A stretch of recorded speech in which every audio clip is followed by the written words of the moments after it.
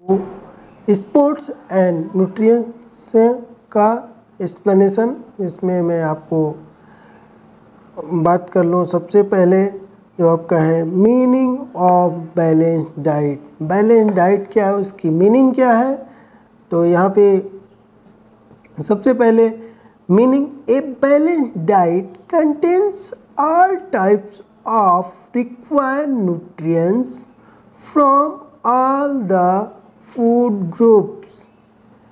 A balanced diet does not have a standard structure. It should be planned according to the individual's body type.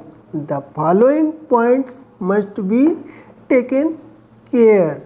Option 1 है the age, gender and body weight, the activity level and eating habits, the type of food included in diet.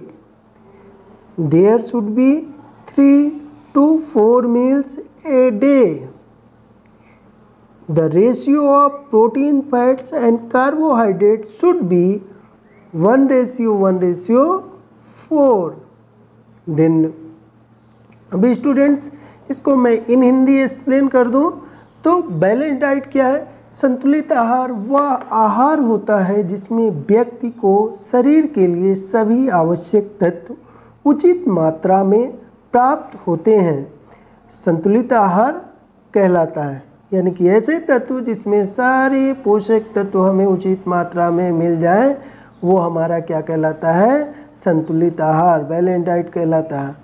अथवा हम कह सकते हैं संतुलित आहार एक ऐसा भोजन है, एक ऐसा आहार है जिसमें पर्याप्त मात्रा में पोषक तत्व होते हैं जिनकी हमें प्रतिदिन आवश्यकता होती है। संतुलित आहार में वसा, प्रोटीन, कार्बोहाइड्रेट, पानी, फाइबर, विटामिन और खनिज सभी शामिल होते हैं, तो उसे हम संतुलित आहार कहते हैं। लेकिन जब हम संतुलित आहार को डिसाइड करने जा रहे हैं या किसी के संतुलित आहार को फिक्स करना है हमें, तो उसके लिए सबसे पहली ज़रूरत क्या है कि हमें इन बातों को ध्यान में रखना है। किसी की भी बैलेंस डाइट को प्रिपेयर करने के लिए हमको इन बातों का ध्यान रखना होता है, जैसे कि उसकी एज क्या है, उसका जेंडर क्या है, बॉय है, गर्ल है, एंड उसका बॉडी वेट क्या है, उसके शरीर का वज़न क्या है, और साथ ही साथ एक्टिविटी, किस तरीके की एक्टिविटी वो कर रहा है, उसकी ईटिंग हैबिट्स क्या है, कैसे वो खाने खा रहा है, किस तरीके के खाने खाना पसंद करता है, the type of food included in diet, और किस तरीके का वो भोजन ले रहा है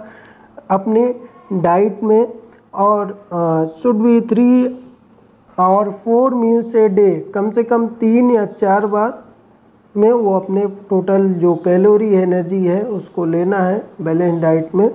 द रेशियो जो होगा प्रोटीन, फैट्स एंड कार्बोहाइड्रेट का वो होगा 1:4।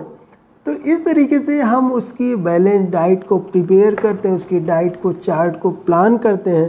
तो इन सारी बातों का ध्यान में रखते हुए हम उसकी बैलेंस डाइट को फिक्स करते हैं। तो ये बैलेंस डाइट जो है वो क्या है कि उसकी ओवरऑल जो डेली की रिक्वायरमेंट है, डेली की डिमांड है पर डे की उसकी बॉडी के लिए, उसे हम बैलेंस डाइट कहते हैं। द नेक्स्ट वन, इसमें बात करें मीनिंग ऑफ न्यूट्रिएंट्स ना, तो न्यूट्रिएंट्स को डिफाइन करते हैं। Nutrients is a defined as the science of food and its relation with health. Nutrients is the science of food which comprises the dynamic process in which the consumed food is digested. Nutrients are absorbed and distributed to the tissues for utilization and wastes are disposed of the body. है ना, तो अब यहाँ पे अगर हम बात करें कि न्यूट्रिएंट्स है क्या, तो पोषण तत्व जो है भोजन का एक घटक होता है जिसमें हम कह सकते हैं कि एक ऐसा है पोषण, वह विज्ञान है जो किसी भी जीव की या हमारी बॉडी की रख रखाव तथा उसके विकास, प्रजनन, स्वास्थ्य और रोग के संबंध में भोजन में पोषक तत्व और अन्य पदार्थों की परस्पर क्रिया की व्याख्या करते हैं। न्यूट्रिएंट्स क्या करता है, डिफाइन करता है, एक तरीके का विज्ञान है जो हमें यह एक्सप्लेन करता है, यह बताता है कि हमको अपने भोजन में क्या क्या चीज़ें लेनी चाहिए, उसकी कितनी क्वांटिटी में लेनी चाहिए। तो हर जीवित व्यक्ति के लिए जो उसके बॉडी का रखरखाव कर सके, प्रॉपर पोषण कर सके, उसे हम न्यूट्रिएंट्स कहते हैं।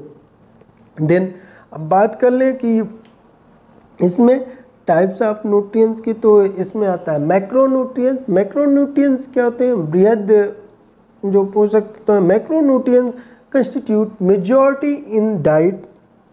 They are taken in large amount. They are supply energy and are needed for growth and maintenance of the body. अब कह रहे हैं कि मैक्रोन्यूट्रिएंट्स यानी कि जो बृहद पोषक तत्व हैं वो क्या होते हैं कि इनकी बहुत ज़्यादा क्वांटिटी में हमारी बॉडी को नीड एंड रिक्वायरमेंट होती है हमारी डाइट के थ्रू, जिससे हमको ज़्यादा एनर्जी मिल सके और हमारी बॉडी की प्रॉपर ग्रोथ एंड डेवलपमेंट हो सके। वो है कार्बोहाइड्रेट, प्रोटीन, फैट्स, वाटर, यानी कि इनकी हमारी बॉडी को ज़्यादा क्वांटिटी में रिक्वायरमेंट होती है हमारी बॉडी के ग्रोथ एंड डेवलपमेंट के लिए। देन कार्बोहाइड्रेट की फर्स्ट वन बात कर ले। कार्बोहाइड्रेट क्या होता है, तो carbohydrate are organic compound which are the primary source of energy. यह एक तरीके का ऑर्गेनिक मिश्रण है जो कि हमारी एनर्जी का प्राथमिक स्रोत होता है। They are known as energy giving food, तो इसे हम एनर्जी गिविंग फूड के नाम से भी जानते हैं। स्टूडेंट ध्यान रखिएगा क्योंकि एमसीक्यू बेस्ड आपके क्वेश्चंस होने वाले हैं इस फर्स्ट मिड टर्म में, तो उसमें आपसे पूछा जा सकता है another name of carbohydrate is, तो वहाँ पे ऑप्शन आपको दे सकता है एनर्जी गिविंग फूड। स्पेशली मैंने जिनको ज़्यादा हाईलाइट कर रखा है कलरफुल, उन पे थोड़ा सा आप ज़्यादा फोकस करिएगा। And are made of small and simple sugar that enter the body as glucose. अब क्या है कि ये स्मॉल सिंपल शुगर्स इसमें आपको कंटेंट मिलेंगे जो कि बॉडी में आपके इंटर करके ग्लूकोज लेवल को बढ़ाते हैं। दे प्रोवाइड 17 kg प्रति ग्राम, यानी कि कैलोरी जूल प्रति ग्राम ऑफ एनर्जी, है ना, 1 ग्राम में।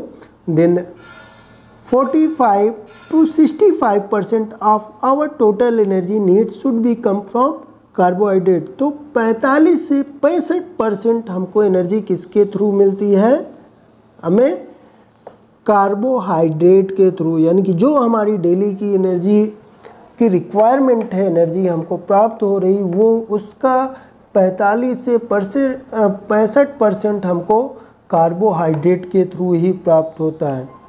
तो एनर्जी क्या है, कैपेसिटी ऑफ वर्क, यानी कि जो हम कार्य कर रहे हैं वो टोटल डिपेंड है किस पे, हमारी एनर्जी पे। तो जिसका मैक्सिमम जो नियर अबाउट आप कह सकते हो कि 50 to 60% आपको कार्बोहाइड्रेट के थ्रू ही मिलती है। देन एक कार्बोहाइड्रेट मॉलिक्यूल कंसिस्ट ऑफ, अब देखते हैं कि हम कार्बोहाइड्रेट में क्या क्या चीज़ें हमको देखने को मिलती हैं, किसका मिश्रण है, carbon, कार्बो, hydrogen, hydro and oxygen add, है ना। तो atoms with A hydrogen oxygen atoms ratio of 2:1 just like in A water that is H2O। जैसा हम कि वाटर में देखते हैं वैसे इसमें क्या है कि आप कार्बन, हाइड्रोजन और ऑक्सीजन को मिला जुला 2:1 में प्राप्त कर सकते हैं, जो कि सेम आपको देखने को मिलता है जल में। दिन नेक्स्ट वन बात करें इसमें टाइप्स ऑफ कार्बोहाइड्रेट। कार्बोहाइड्रेट के टाइप्स की, there are 2 types of carbohydrate. First one है simple carbohydrate are formed by smaller chain, they are crystalline, water soluble and give food a sweet taste, ना कि एक तो होता है फर्स्ट वन जो है वो सिंपल कार्बोहाइड्रेट। 2 तरीके के कार्बोहाइड्रेट होते हैं, सिंपल एंड कॉम्प्लेक्स। तो सिंपल जो होता है वो क्या होता है कि स्मॉलर चेन होती है, ये बहुत जल्दी ही इजीली ब्रेक डाउन हो जाते हैं, मेटाबॉलिक जो प्रोसेस होता है बहुत फास्ट होता है इनका। और ये वाटर सोल्यूबल एंड थोड़ा सा पानी में आसानी से मिश्रित हो जाते हैं और साथ ही साथ स्वीटनेस, तो इनका जो टेस्ट होता है वो थोड़ा सा मीठा होता है। देन एग्जाम्पल की बात कर लें, glucose, fructose, galactose, sucrose, maltose and lactose, ये एग्जाम्पल्स हैं सिंपल कार्बोहाइड्रेट के। देन नेक्स्ट वन, इसमें हम आपको एक्सप्लेन कर दें कॉम्प्लेक्स कार्बोहाइड्रेट क्या होता है। They are also known as polysaccharides, are formed by long chains, not sweet in taste, insoluble in water, not crystalline. The main difference between these carbohydrates is their chemical composition. Example: starch, dextrose, glycogen and cellulose. तो students जो complex carbohydrate होता है वो क्या होता है कि polysaccharide होता है। इसमें क्या होता है कि आप लॉन्ग चेन्स होती है, इसकी जो केमिकल रिएक्शन प्रोसेस होता है यानी कि जो मेटाबॉलिक रेट होता है इसका बहुत स्लो होता है कंपेरिजन देन सिंपल कार्बोहाइड्रेट के। तो इसकी जो ब्रेकडाउन है कॉम्प्लेक्स कार्बोहाइड्रेट की वो थोड़ा सा स्लो होती है। तो इसमें इसका जो टेस्ट है वो भी मीठा नहीं होता है, इसमें कोई आपको मिठास नहीं मिलेगी। साथ ही साथ ये वाटर में पानी के साथ आसानी से मिश्रित नहीं होगा, घुलेगा नहीं। और जो इसके बीच में मेन डिफरेंस है वो यही है कि केमिकल जो रिएक्शन है इसका वो स्लो होता है। एग्जाम्पल के तौर पे आप स्टार्च, ग्लाइकोजन एंड सेलुलोज का एग्जाम्पल्स दे सकते हैं कार्बोहाइड्रेट के रूप में, कॉम्प्लेक्स कार्बोहाइड्रेट के रूप में। देन नेक्स्ट वन है effect of excessive and lack of carbohydrate. अब कार्बोहाइड्रेट को एक्सेसिव ज़्यादा मात्रा में लेने पे या कम मात्रा में लेने पे क्या इफ़ेक्ट पड़ता है हमारी बॉडी पे, उसकी बात कर लें तो फर्स्ट वन है excessive intake can lead to health condition such as coronary, heart disease, hypertension, diabetes and stroke. जब हम इसकी कार्बोहाइड्रेट की अधिक मात्रा में सेवन करते हैं या खाते हैं तो उससे क्या होता है, हमको क्रोनरी हार्ट डिसीज जैसी प्रॉब्लम्स होती हैं, साथ ही साथ हाइपरटेंशन, ब्लड प्रेशर की प्रॉब्लम्स हो सकती है, डायबिटीज बढ़ सकता है और स्ट्रोक प्रॉब्लम जो है उसके खतरे हो सकते हैं।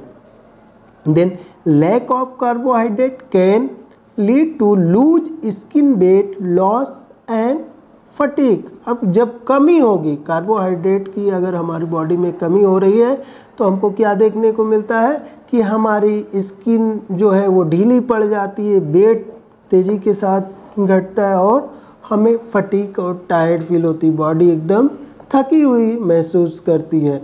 Then food rich in carbohydrate includes, अब ऐसे फूड जिनमें कार्बोहाइड्रेट अधिक मात्रा में पाए जाते हैं तो सीरियल्स, पल्सेस, डेट्स, पोटैटो, बनाना, गुड़, बाजरा, टेस्टा। तो ये कुछ एग्जांपल्स हैं जो आपकी दालें हैं, खजूर हैं, आलू है, केला है, गुड़ है, बाजरा है, ये जिनमें बहुत रिच मात्रा में, अधिक मात्रा में कार्बोहाइड्रेट पाया जाता है। Then student next one proteins की बात कर लें। Proteins are substances that have carbon, hydrogen, nitrogen, oxygen and sometimes sulphur, phosphorus and iron. अब प्रोटीन क्या है कि इन सब का सब्सटेंसेस है कार्बन, हाइड्रोजन, नाइट्रोजन, ऑक्सीजन का, जिसमें कुछ कभी कभी उसमें सल्फर और फास्फोरस, आयरन भी इंक्लूड होते हैं। तो our body converts them to amino acids as the large size of protein molecules make it difficult for them to be used without being broken down। अब क्या होता है कि हमारी बॉडी जो है प्रोटीन्स को कन्वर्ट करती है किसमें, अमीनो एसिड्स में, लार्ज अमीनो एसिड मॉलिक्यूल में, जो कि क्या होता है कि हमारी बॉडी को ब्रेक डाउन करने में थोड़ा सा उसमें क्या होता है कि उसको आप प्रॉपर जो केमिकल रिएक्शन है अगेन थोड़ा सा डिफ़िकल्ट हो जाता है, मेटाबॉलिक जो प्रोसेस है वो बहुत डिफ़िकल्ट हो जाता है।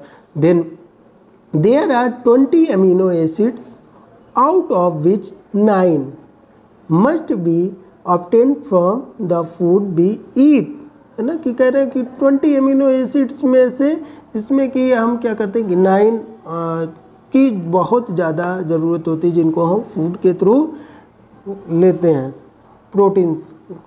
Then proteins are known as building blocks of life. तो जैसा कि अनदर नेम जो प्रोटीन को दूसरे नाम से जाना जाता है इसको कहते हैं बिल्डिंग ब्लॉक्स ऑफ लाइफ, यानी कि जीवन की बनाने की एक बिल्डिंग है। आपकी बॉडी में स्ट्रेंथ को डेवलप करता है, ताकत को इंक्रीज करता है थ्रू प्रोटीन।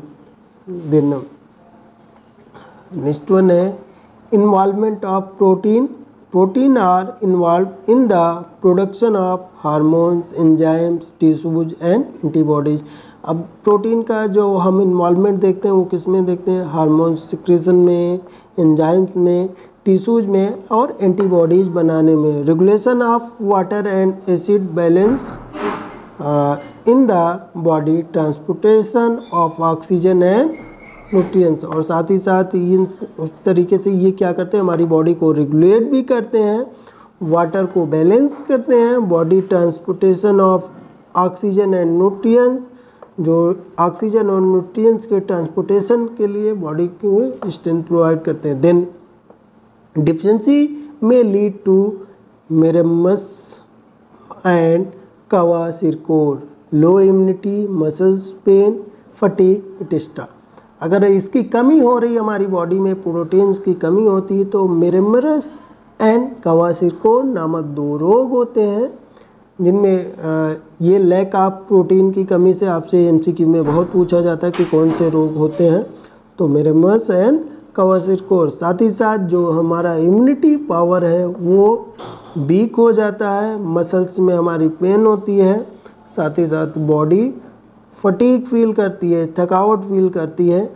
ये सिम्टम्स हैं आपके फटीग के, प्रोटीन के लैक की कमी के कारण होते हैं हमारी बॉडी में। एक्सेसिव में cause heart and liver problem. अगर ज़्यादा मात्रा में अगर आप प्रोटीन्स को ले रहे हैं तो उससे क्या होगा, लीवर और हार्ट में प्रॉब्लम्स हो सकती है, उससे रिलेटेड डिसीज़ हो सकती है। तो इसलिए हमको कभी भी बहुत अधिक मात्रा में, जो 10 to 15% है रिक्वायरमेंट है हमारी बॉडी के लिए प्रोटीन की, उतने % ही हमको प्रोटीन लेना चाहिए। देन नेक्स्ट वन जो है इसमें फैट्स की बात कर लें। Fats are also known as lipids. Fats को लिपिड्स के नाम से भी जाना जाता है। They are compose of the elements carbon, oxygen and hydrogen in the ratio 76:12। अगर बात करें तो ये किसके कंपोजिशन है? कार्बन, ऑक्सीजन एंड हाइड्रोजन की, जो कि 76:12 में पाया जाता है। Then fats are a backup energy source. अब ये क्या है, हमारी बॉडी के लिए एक तरीके का बैकअप एनर्जी सोर्स है। जब हमारी बॉडी से कार्बोहाइड्रेट टोटली बर्न आउट हो जाता है ना, टोटल डिस्ट्रॉय हो जाता है, ख़त्म हो जाता है एकदम एक तरीके से कह लीजिए, तो ये क्या करता है, उसके बाद फैट का बर्निंग आउट प्रोसेस स्टार्ट हो जाता है। तो ये जस्ट लाइक एक बैकअप के तौर पे हमारी बॉडी में काम करता है। Regulate the body temperature, boost hormones production and a good सोल्वेंट for fat soluble vitamin A, D, E and के। अब क्या होता है कि ये इनको अगेन 2 पार्ट में डिवाइड किया जाता है कि ये 2 तरीके के होते हैं, water soluble and fat soluble. तो फैट सोल्यूबल में आपके आते हैं केड़ा, KEDA। तो केड़ा की बात करें तो इसका जो इन्वेंशन भी किया था वो किसने किया था, कि विटामिन की खोज जो की थी मेन फंक नामक साइंटिस्ट ने की थी। तो उन्होंने इसको 2 कैटेगरी में डिवाइड किया है, केड़ा, विटामिन KEDA आप याद रख सकते हो कीड़ा के नाम से। देन सेकेंड वन जो है आपका water soluble vitamin B and C। तो ये यहाँ पे it is recommended 20 to 35% of our daily energy requirement should come from fats.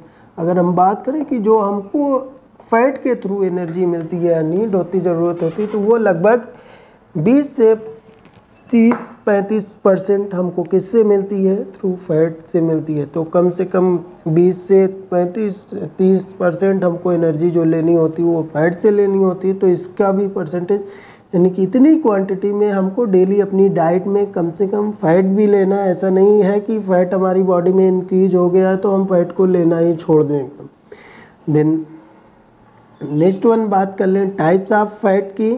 तो there are 3 different groups of fat in diet. 3 तरीके के फैट ग्रुप होते हैं हमारी बॉडी में।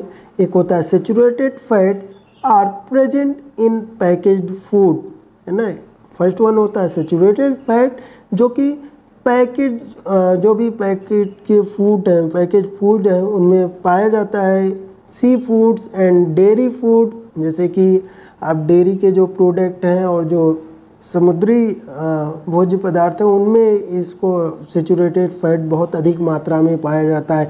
These have the tendency to raise the level of cholesterol in the blood stream and raise the risk of cardiovascular disease.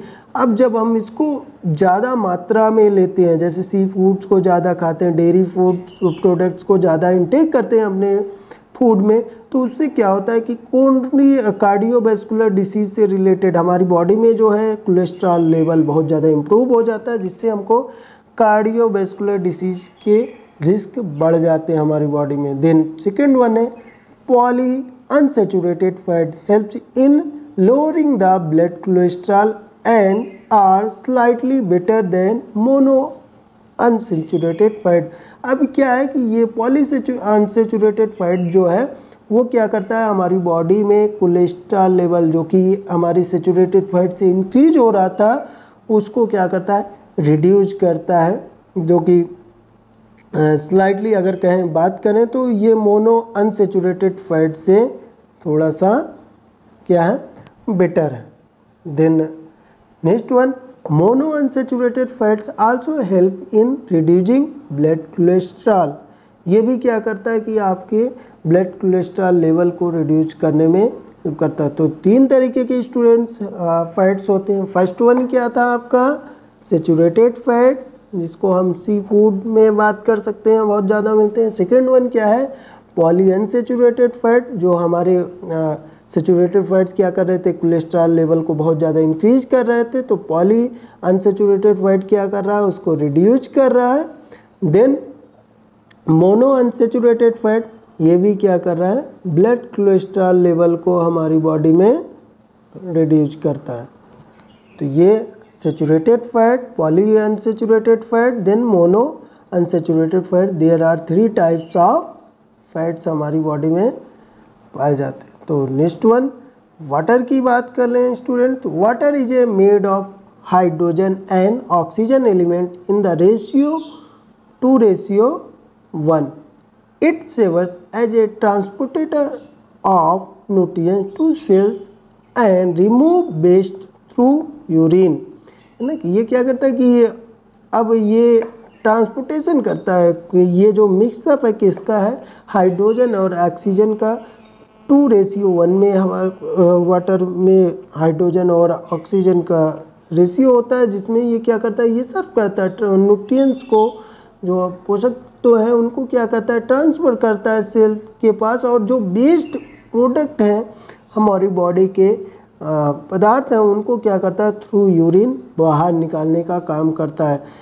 It controls body temperature, ionic balance of the blood and improve body metabolism. ये साथ ही साथ क्या करता है कि हमारी body के temperature को, तापमान को नियंत्रित करता है, साथ ही साथ जो ब्लड का मेटाबॉलिज्म रेट है उसे भी बॉडी का इम्प्रूव करता है।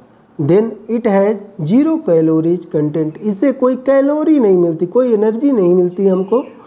देन नेक्स्ट वन बात कर लें अब इसमें हम स्टूडेंट्स। तो अगर आपको ये हमारी वीडियो पसंद आए तो चैनल को लाइक एंड सब्सक्राइब करना बिल्कुल ना भूलें। साथ ही साथ कमेंट बॉक्स में अपना फीडबैक देना याद रखें। फिटनेस पाठशाला को